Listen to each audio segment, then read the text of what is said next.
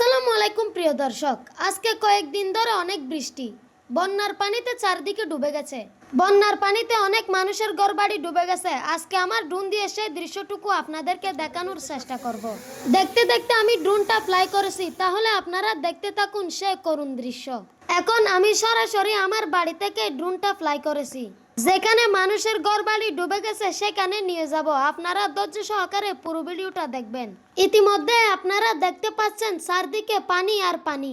গত রাতে অতিরিক্ত বৃষ্টি বর্ষণ হওয়ার কারণে পাহাড়ি ঢলের পানি নেমে এই অবস্থা। পেকুয়া টু চট্টগ্রামের যে এবিসি আঞ্চলিক মহাসড়কটা রয়েছে, এই মহাসড়ক এখানে না ডুবলেও শুনেছি বাঁশখালীর দিকে অনেক রাস্তা ডুবে গেছে।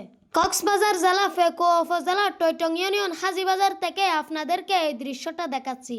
এখন আমি মৌলভীবাজার রাস্তার মাথা পর্যন্ত এসেছি।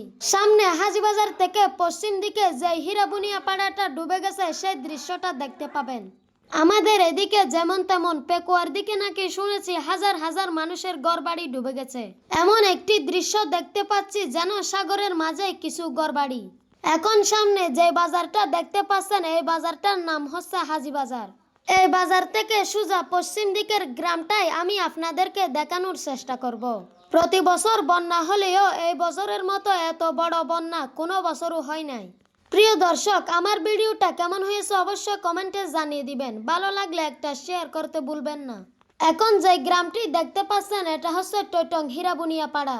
এই গ্রামে কয়েকটি বিল্ডিং দেখা গেলেও বাকি সবগুলো ছোট ছোট কুড়ে ঘর। আকাশ থেকে স্পষ্ট দেখা যাচ্ছে সবগুলো ঘরবাড়ি পানির নিচে তলিয়ে গেছে। পানিগুলো স্বচ্ছ দেখা যাচ্ছে না, গোলা দেখা যাচ্ছে, কারণ পাহাড়ি ঢলের পানি তাই। এখানকার একটা সমস্যা হচ্ছে পাহাড়ি যে ছড়া রয়েছে সেই ছড়া অবশ্যই পরিষ্কার করে দিতে হবে। ছড়া দিয়ে পাহাড়ি ঢলের পানি পর্যাপ্ত পরিমাণে যাতায়াত করতে না পারায় ছড়ার বাঁধ ভেঙে পানি গ্রামেই ঢুকে পড়ে। আকাশে মেঘ রয়েছে, বৃষ্টি আসার সম্ভাবনা অনেক বেশি, সেই জন্য আমি ড্রোনটা বেশি দূর নিয়ে যাচ্ছি না।